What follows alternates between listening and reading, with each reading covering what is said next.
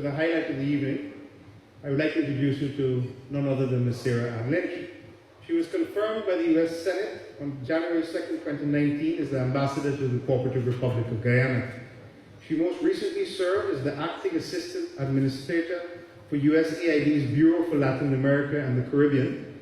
Ms. Lynch has also served as the Senior Deputy Assistant Administrator for LAC, USAID Mission Director in Iraq, and the Director of the Office of Iraq and Arabian Peninsula Affairs in USAID's Middle East Bureau.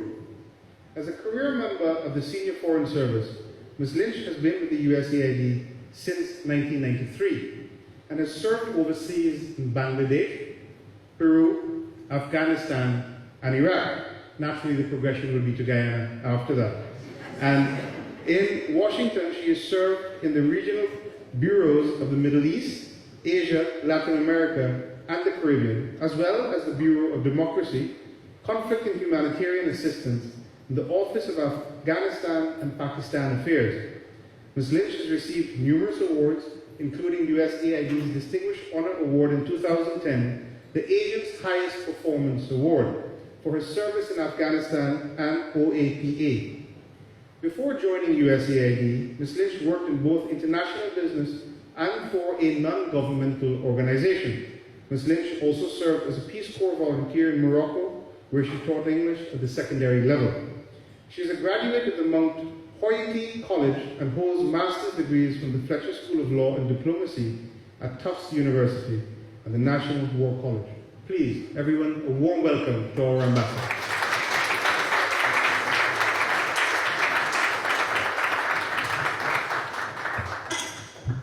Thank you for that very warm welcome, and what a pleasure and honor it is to be here tonight. I think looks like half of Georgetown might be here, so there's plenty of room up here if people want to move up, but thank you very, very much again. Honorable Carl Greenwich, Minister of Foreign Affairs, performing the functions of the President of Guyana, Honorable Ministers of Government, Honorable Leader of the Opposition, Members of Parliament, Chairman of the American Chamber of Commerce, AmCham Guyana, Zulfikar Ali, and members of AmCham Guyana, members of the Diplomatic Corps, members of the private sector and civil society, members of the media, distinguished guests, ladies and gentlemen, good evening to you all, and I can see you're all already enjoying the reception, so thank you. Thank you so much, Zulfikar, for those warm words of welcome.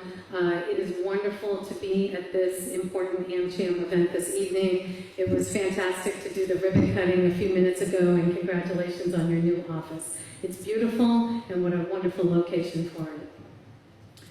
This is my first opportunity to address such an audience in Guyana. I was going to tell you a little bit more about myself, but you did such a wonderful job, I think, Mr. Master of Ceremonies, that I don't need to repeat it, except that it was an honor and a privilege last Wednesday to be accredited as Ambassador to Guyana. And of course, as was mentioned prior to my arrival here, I enjoyed 26 years with the United States Agency for International Development, USAID. We have had a presence here for a long time, and I think many people probably know the work of USAID very well. My overseas assignments varied and, as was said, prepared me very well for this position in Guyana, and I think I saved the best for last. Not best, maybe. Best for now. Again, when I was Acting Assistant Administrator for the Bureau for Latin America and the Caribbean, in that role, my team and I developed and implemented strategies to help promote democratic processes, generate economic prosperity, reduce crime and violence, support civil society, defend universal rights, and protect the environment, all in the Western Hemisphere. Specifically, I work closely with host governments, civil society, the private sector, development banks, and international organizations to help them all achieve enduring results. I am therefore no stranger to the unique factors impacting economies in this region, and I very much look forward to delving into the specifics of the Guyanese landscape, including its investment climate.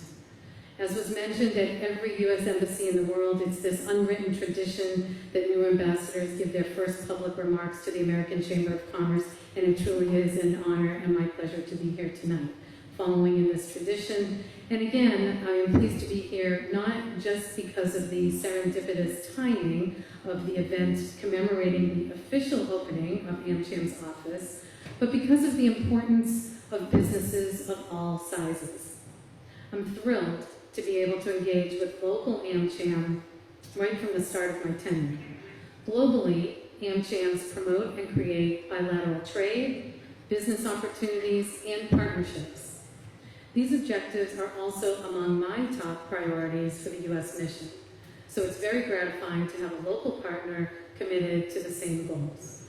We see a long future of continued economic cooperation between the United States and Guyana, and we'll do all we can to expand economic opportunities and promote growth across all sectors. I'm sure I don't need to tell all of you in this room that this is a very important moment in Guyana. Now more than ever, Guyana's private sector is carving out its role in a new and exciting era in the country's development trajectory. Thus far, AmCham Guyana has already had several notable successes, from taking this organization from a mere idea to an official affiliate in record time, and exponential growth of its membership since its August 2018 founding, to its already diverse and impactful civil engagement. AmCham Guyana has shown that it intends to be an active stakeholder, committed to seeing growth and development in Guyana. Both American and Guyanese companies will benefit from the dedication and commitment of this organization, as will the people of Guyana and the United States. While the recent oil discoveries, now totaling an estimated 5.5 billion barrels, do I need to say that again? 5.5 billion barrels, amazing, are what have catapulted Guyana onto the global stage. This country's economy is much more than oil. This is evident in the fact that the GDP has seen positive growth for at least the last 10 years. Beyond oil, Guyana can also leverage and develop its other industries to include tourism, manufacturing, agriculture, non-oil extractive industries, as well as other services. And there is a bright, bright future here for renewable energy as well. It's very apparent that Guyana is working hard to seize the moment. As such, foreign investment is likely to greatly increase in the coming years. Guyana still has vast untapped resources, so the potential is just enormous. Together with sound democratic governance and an independent and active civil society, the private sector here has the opportunity to thrive, and Guyana has the opportunity to become one of the wealthiest countries in the hemisphere.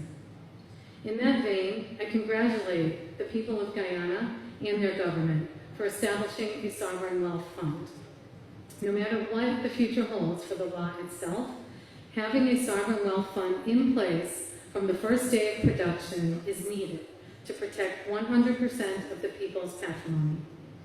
This includes not only profits from the oil that has already been discovered, but also from new discoveries as well. A sovereign wealth fund will provide Guyana with the opportunity to invest in its long-term future, as well as in today's infrastructure, health, education, and security.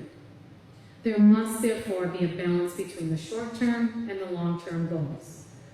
As we know, prudent management of incoming revenues will ensure that investments by the government in its people do not simply last for as long as the oil is pumped out of the ground, but beyond that, for the next 30, 50, who knows, maybe even 100 years, through the creation of diverse, new industries as well as projects.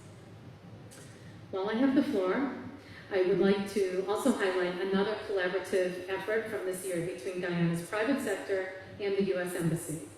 Last June, Guyana's private sector became part of what's known as the Overseas Security Advisory Council, or OSEC, by setting up its own country council. These councils focus on a range of issues, including business and information security, as well as intellectual property rights, so important. What initiatives like AmCham and OSAC show is that Guyanese businesses and entrepreneurs are being proactive in positioning their country to engage successfully in the global business environment.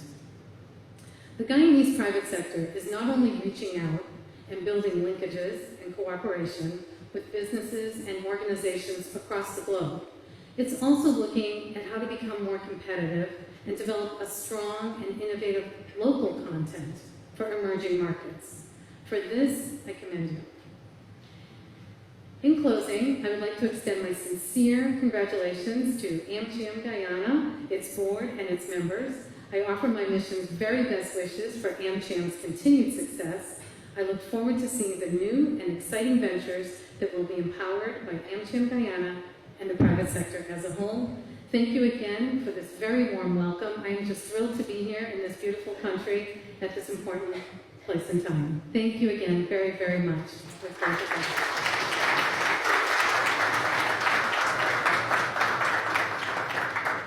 Another round of applause, please, for Madam Ambassador.